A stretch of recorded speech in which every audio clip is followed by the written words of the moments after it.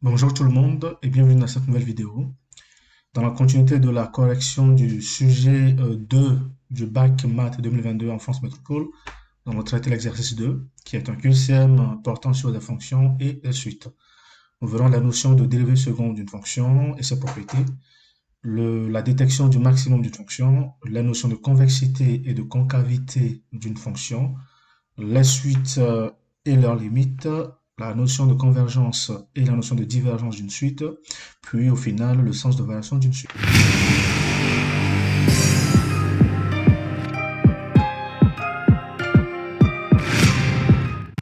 Voici l'énoncé de l'exercice 2. Cet exercice est un questionnaire à choix multiples. Pour chacune des questions suivantes, une seule des 4 réponses proposées est exacte. Une réponse fausse, une réponse multiple ou l'absence de réponse à une question ne rapporte ni n'enlève de points. Pour répondre, indiquez sur la copie le numéro de la question et la lettre de la réponse choisie. Aucune justification n'est demandée. Bien sûr, aucune justification n'est demandée, mais bon, moi, je suis obligé de justifier tout ce que je ferai, puisque c'est la correction que je suis en train de faire. Pour la question 1 à 3, ci-dessous, on considère une fonction f définie et 2 fois dérivable sur grand R. La courbe de sa fonction dérivée f' est donnée ci-dessous, donc c'est la courbe que nous voyons ici en rouge. On admet que f' admet un maximum en moins 3 sur 2. Si f' admet un maximum en x égale à moins 3 sur 2, cela équivaut à dire que f seconde de moins 3 sur 2 est égal à 0. C'est ce qui permet à f' d'avoir ce maximum-là en moins 3 sur 2. Et que la courbe coupe l'axe des abscisses au point de coordonnées moins 1, 0. Donc, si la courbe coupe l'axe des abscisses au point de coordonnées moins 1,5, 0, ceci équivaut à dire que f' de moins 1,5 est égal à 0, puisque c'est la courbe de f' que l'on a tracée. Bien, une fois que nous avons compris l'énoncé, nous pouvons attaquer la question. Question 1. La fonction f admet un maximum en moins 3 sur 2. Non, pas du tout. Il n'y a pas de, il n'y a rien qui nous permet de dire que la fonction f admet un maximum en moins 3 sur 2. La fonction f admet un maximum en moins 1 sur 2. Alors, pour l'instant, on sait que la fonction admet un extrémum en moins 1 sur 2, puisque la dérivée de cette fonction en moins 1 sur 2 est égale à 0. Ça veut dire qu'on a un extrémum. Est-ce que c'est un maximum ou pas? On ne sait pas. Donc, on a un extrémum ici. Donc, B, on garde ça en tête. La fonction f admet un minimum en moins 1 sur 2. Ça, on ne le sait pas non plus, parce qu'un extrémum peut être un maximum ou un minimum. Et la D, au point d'abscisse moins 1, la courbe de la fonction f admet une tangente horizontale. Aucune idée. Il n'y a rien qui nous permet de le dire. Donc, les réponses à choisir sont entre la réponse B et la réponse C. Mais pour savoir si en moins 1,5, il s'agit d'un maximum ou d'un minimum, il faut voir le comportement de la dérivée. On voit que lorsque x appartient à l'intervalle moins l'infini jusqu'à moins 1 sur 2, eh bien, la courbe est au-dessus de l'axe d'abscisse, ça veut dire que f' est positif. Donc, ça veut dire que si f est positif, ça veut dire que la fonction f est croissante à ce niveau. Lorsque x appartient à l'intervalle moins 1,5 jusqu'à plus l'infini, on remarque que la dérivée, sa courbe est inférieure, est en dessous de l'axe des abscisses. Donc, c'est que la dérivée est négative, ce qui veut dire que f est décroissante. Alors, ça veut dire que avant moins 1 sur 2, la fonction croît, puis à partir de moins 1 sur 2, la fonction décroît. Il s'agit donc d'un maximum en x égale à moins 1 sur 2. Donc, c'est la réponse B qui est la bonne réponse. Réponse B. Question 2.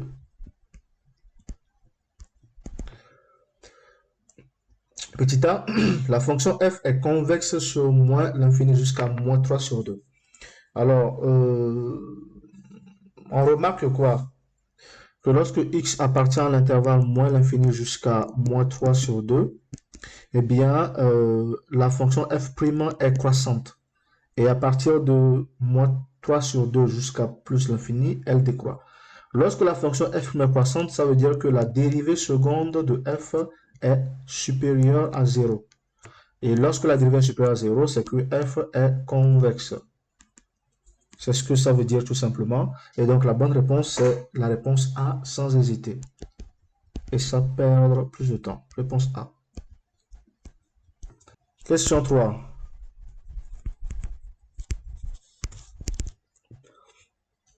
La dérivée seconde f seconde de la fonction f vérifie. Alors, dans la question, ou bien dans l'introduction de l'énoncé, alors, dans l'introduction de l'énoncé, je vous avais déjà fait remarquer que la dérivée seconde en moins 3 sur 2 est égale à 0. Et puisque nous l'avions déjà vu en introduction de l'énoncé de l'exercice 2, eh bien, on choisit la réponse qui correspond à cela, c'est la réponse C, sans hésiter. Réponse C qui est la bonne réponse. Question 4. Là maintenant, nous partirons sur des suites.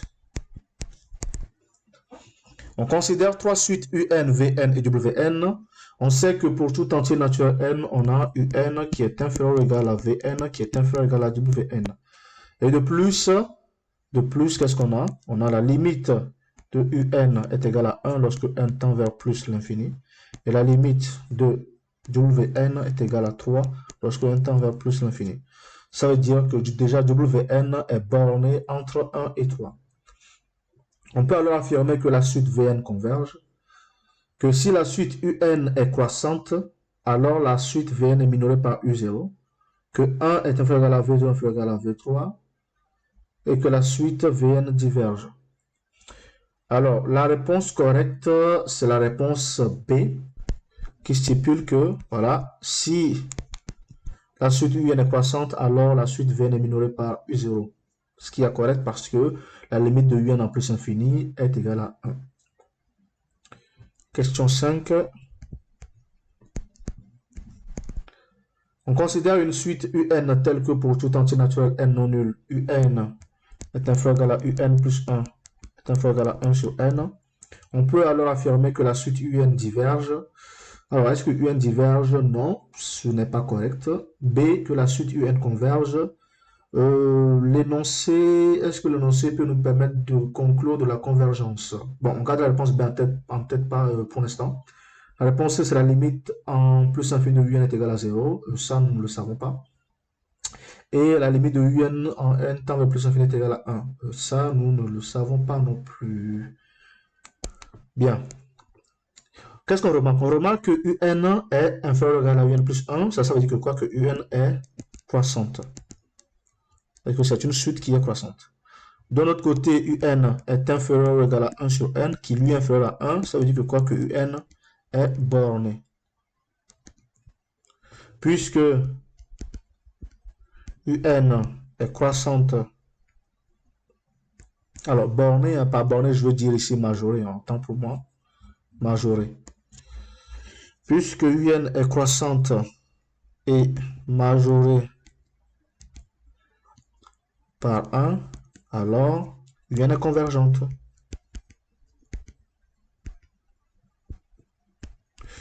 Donc la bonne réponse est la réponse B.